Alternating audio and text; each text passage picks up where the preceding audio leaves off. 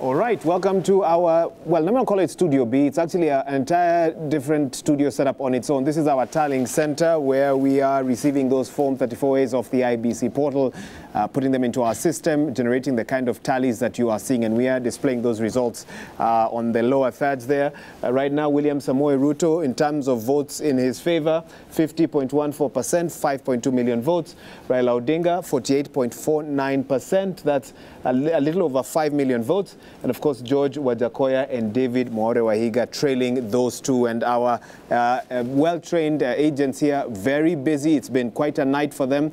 They've been receiving those forms as soon as they uploaded onto the IEBC portal and keying them into the system. Herculean task, if you think about 46,229 Form 34As, and they are now at 75% of polling stations that they've received that data from, and we anticipate that within the next couple of hours we could be in a place to really get a sense of where this race is leading to, and here we'll endeavor to keep crunching those numbers for you. But to quickly get an understanding of what his thoughts are on this election, let me introduce my guest right now who's here with me, Dr. Peter Mbai, a leadership and governance consultant. Thank you so much, sir, for making time for us this morning. Yeah, very well. Wonderful. Let me get a sense from you on this. The Constitution mandates the IEBC under Article 82 and also 84 as well, and 82, 84, to put into place an election that is simple, that is transparent, and if you go to 84, secure, accountable, verifiable, and so forth. Very well. Have you gotten a sense that so far everything that the IEBC has done ticks the boxes in regards to what the Constitution lays out? We are, at a large level, very impressed by what we have seen so far. And the whole issue, we have been saying that let's have an election. Let's first of all have peaceful, very peaceful campaign period. That one we are done with Wahiga. We said, let's have a very peaceful voting. Okay, I would say there were a bit of, and when you're handling a big institution, when you have a big issue to handle, sometimes issues will come up. The question comes, you have challenges, how do you handle them? I mean, we saw them quickly come in and saying, okay, fine, we own up, there were issues, and yesterday, on 23rd of August, they're going to be a land. I mean, that's how you handle issues. Challenges will always be there in every institution. So that's one. The issues about the 200 KIMS kids that failed, issues like here. But over and above all that, Kenyans, we feel a bit of quite impressed by the speed. Now, the IEBC was a bit slow on communication in the beginning, a bit slow. But then we told them, look here, this is it, everything. So even if it's one, even if it's 4 or 5 times, even if you have to come back and repeat what you said 5 hours ago, just come and assure people that we are on course. And that's very, very important. It's all about transparency, accountability, and communication. So yes, to answer your question, are we there? We feel so far it's very comfortable. There's one thing that IEBC did, and that is very important. They said, look, this is not our thing. You're not going to throw us our thing, then you go and come and give you the results. Can we walk this journey together? And the whole issue, the whole magic about counting the presidential votes as the first ones, and number 2, the openness, that you can go yourself, anybody can access the form. It's a public document. Now, that gives a lot of confidence. It gives a lot of confidence to the people. And remember one thing we say, to be able to disallow or to avoid any party rejecting the results, make it as transparent as possible. Make it so open such that you'll be asked, where were you in the process? Remember the ruling of the Supreme Court, the process. I think for now, Chebukati and his team are like, let's do this process the way it's supposed to be done, so that at the end of the day, nobody will come back and say, well, we didn't know. Now, another thing, there were, between the 2 major, or rather the 4 presidential candidates, there was a time when they were disagreeing on whether to trust IEBC. Right? And we all made this call and we told the politicians, look, please don't come and tell us what is wrong with IEBC in the villages, in the public rallies, in the barrios. Kindly don't. We are not IEBC. Can you engage the referee?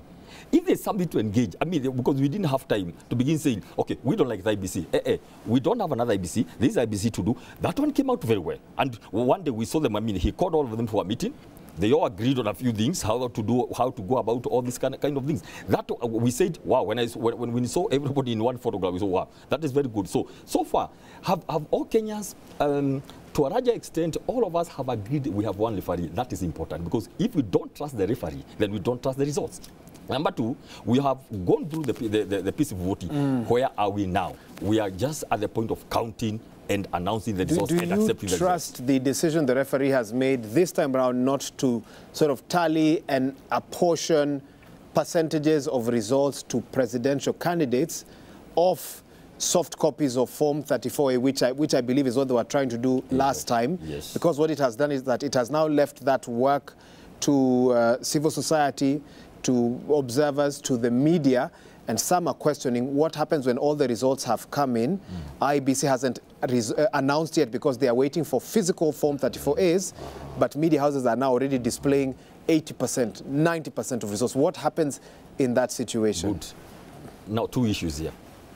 One very simple, another one very complicated or technical. Let me put it technical. Let me not use the word complicated. One, for the purpose of transparency, to remove, I don't want to call it tension, let me use the word anxiety.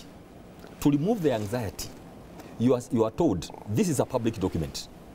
Although the law tells me as Chebukati, I have to wait and verify, you are free to go with the numbers. Now, the issue comes, and I'm happy because everybody in the polling station, be it an observer, media, civil society, come on, go and put up your own terrain, like what you are doing here.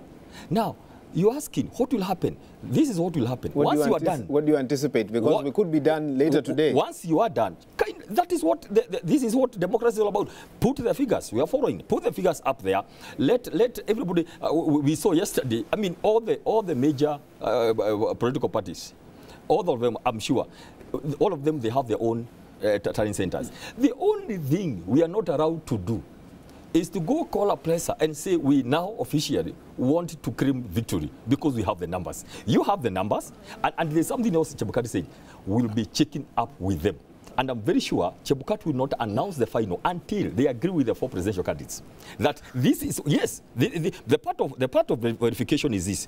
Because of the openness, yes, we have our figures, everybody have their numbers, then we'll go and say, okay, do we agree, the 4 presidential candidates, do we agree that in this polling station, everyone got this? Yes. Signed, the form was signed, this is it, yes. They go ticking again, and that is important to avoid a situation whereby results are announced and then people are rushing to court and all that. Again, we are saying the process we are getting into. When you are done with your tally, we are waiting. Actually, we are very happy for you. You are doing well. Maybe another like 4 million only to go. I mean, present there, this one lessens the anxiety. It puts people to know. Today, if you ask the two parties, each one have their figures. It's okay, have their figures. Would you have your figures? You have your figures, yes. Can you now come? As IEBC, let's continue verifying. And finally, we'll compare what the observers have, what civil society have, what the media have, what the political parties have, and then we are going to have a very, very easy, whatever you quote in the Constitution, a very easy, verifiable, open, transparent. And then the final thing is here, Wahiga, accepting the results. That is where we want to all end. That after we do all this, the kind of work you're doing here with these young people, finally, we want the winner and the loser, everybody to accept results and move on. That is the whole issue about what is different in these polls. I had this watching at the reception. We cannot afford, and I will say this, it is in the law, but we cannot afford a prolonged uncertainty. We can't as a nation. We are a very young, with a fragile economy. As we speak right now, the economy of this nation, I don't know to say it starts still, because that is too much. It is sluggish. It's like on a stagnation. From January, people are not very keen to move on with their lives, especially the economy. So we can't afford another prolonged, And I will say this also, we can't afford, of course, if it comes, we shall do it. But can we avoid things like relance and learn-offs and court petitions?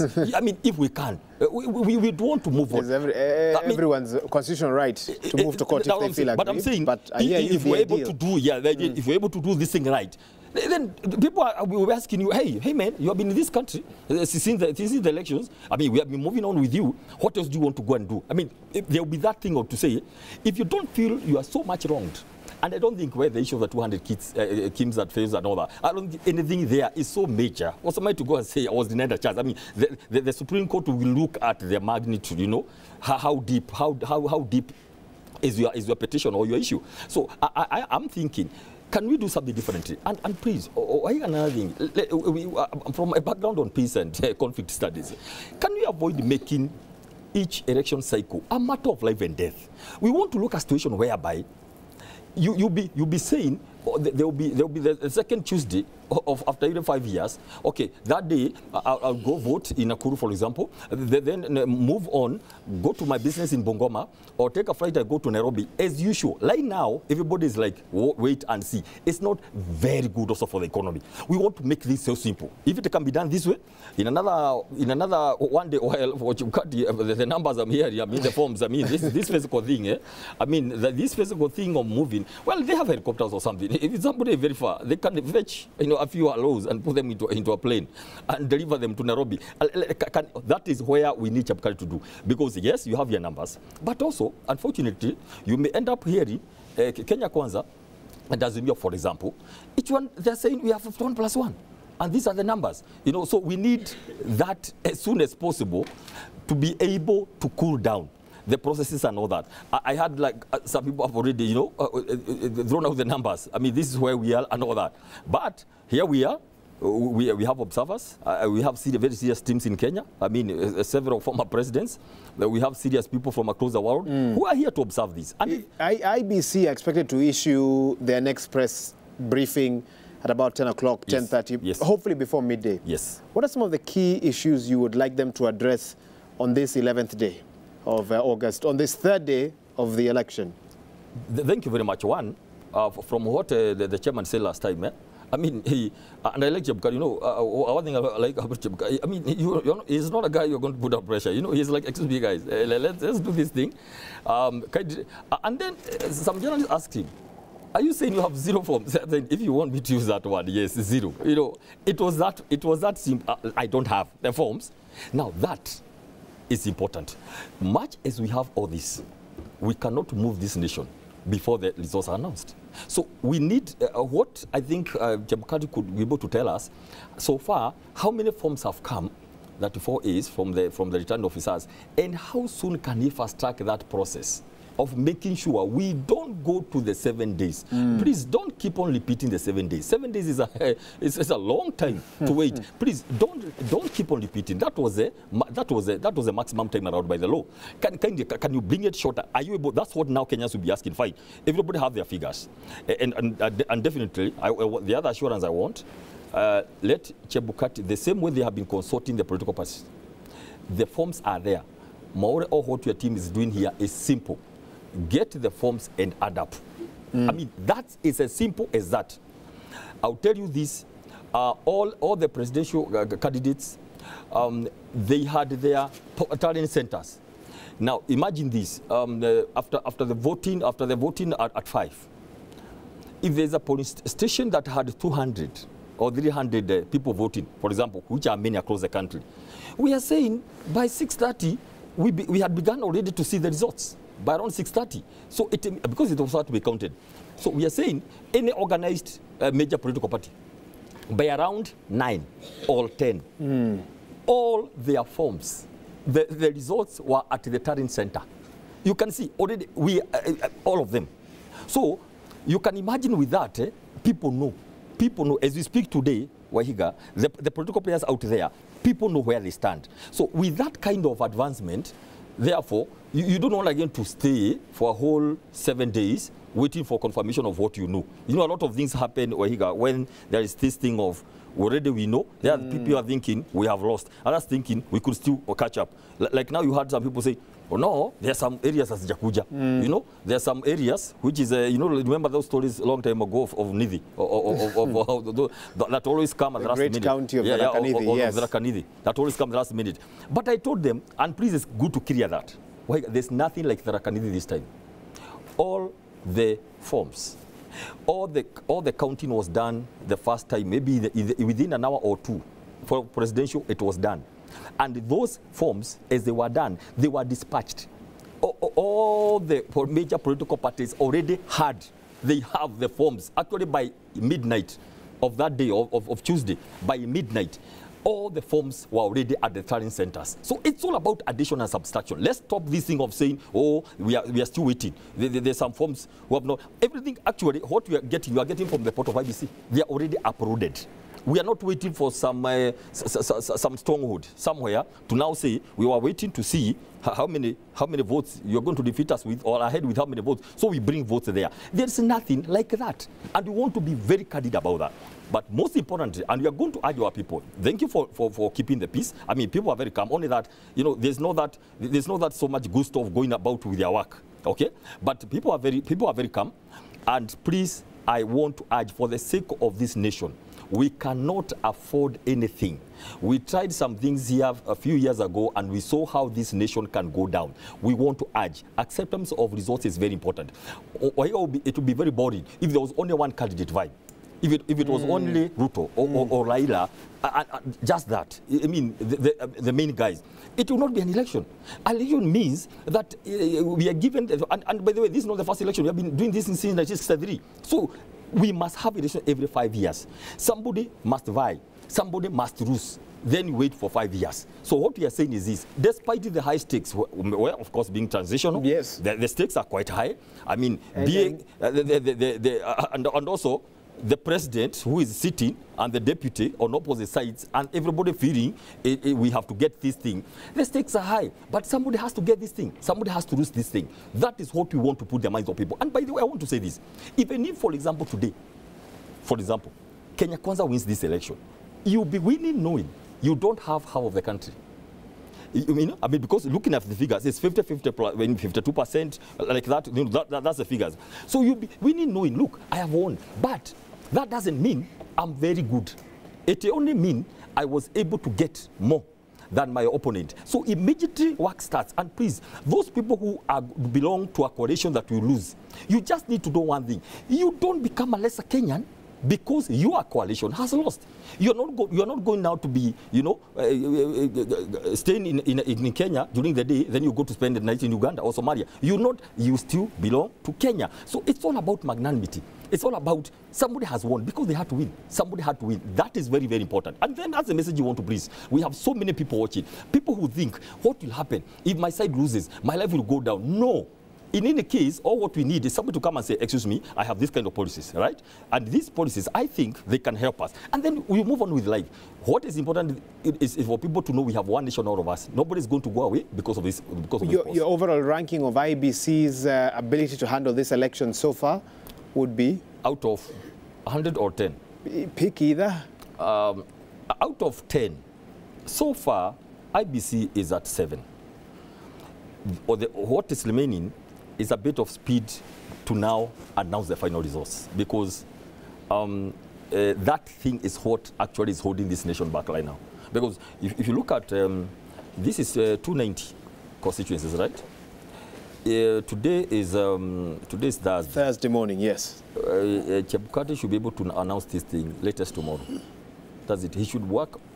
That's what we want. We don't want to put the even if possible, our rows of the 290 have not yet arrived. No, I mean, the beauty of it is they were finishing the other, you know, okay, the other positions, right? Yes. So it's just now moving on. If they, although the ranks are very many and they're the ones to do all those studying at the constituency level, they're down there across the country. So immediately they finish that. But there should be something. I'm looking at something administrative.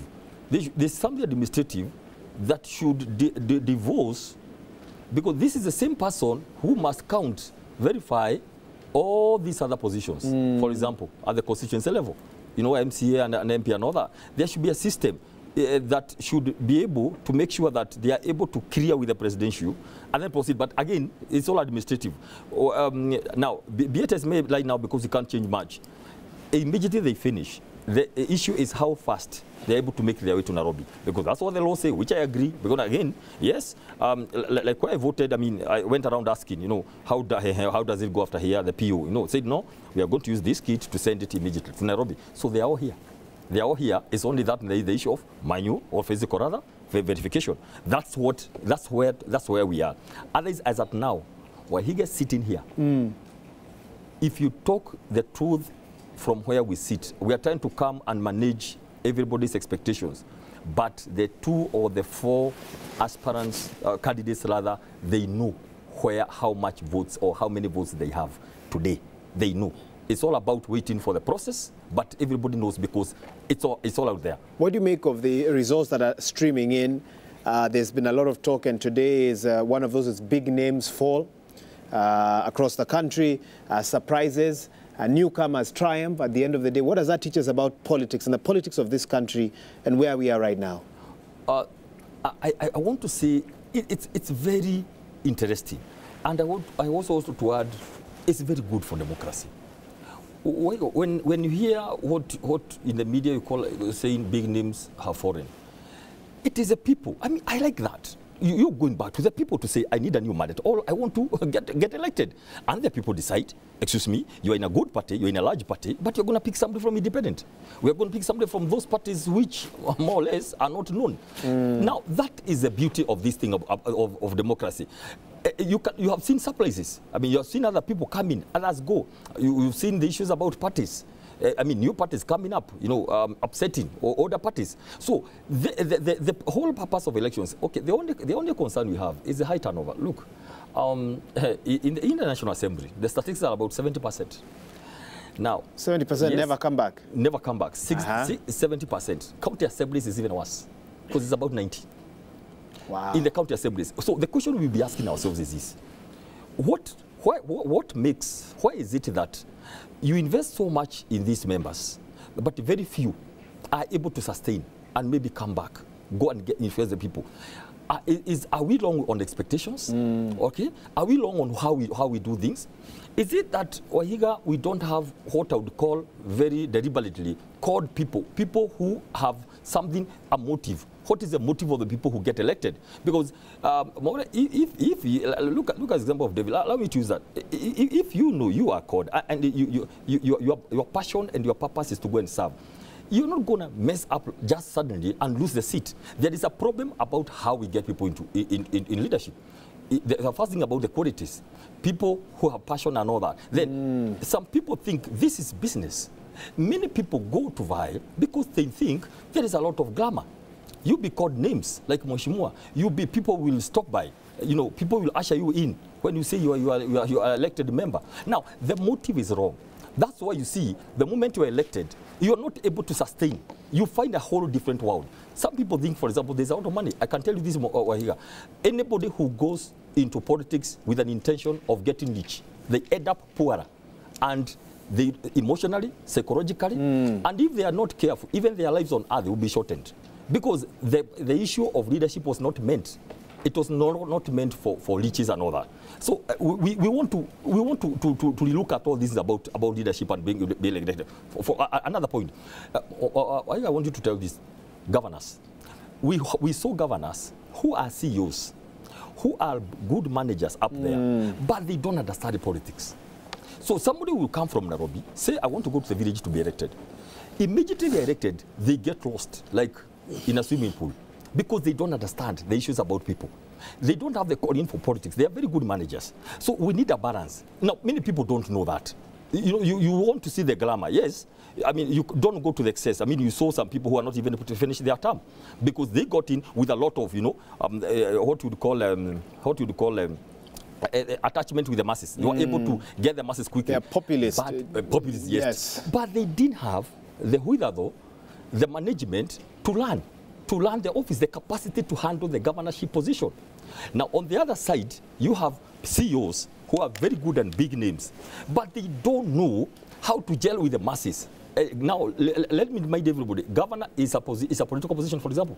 It's a political position. You have to go and look for the votes, and it's not always easy. So those are the things people need to know as we move forward, so that we don't have this thing of so much high rate of turnover. Now, I would say this because already those who have won. That's why I would say this. I wouldn't have seen this before the elections. The framers of the Constitution, Wahiga, had said their thinking was the president and the governor were meant to go for 2 terms. I will say that again.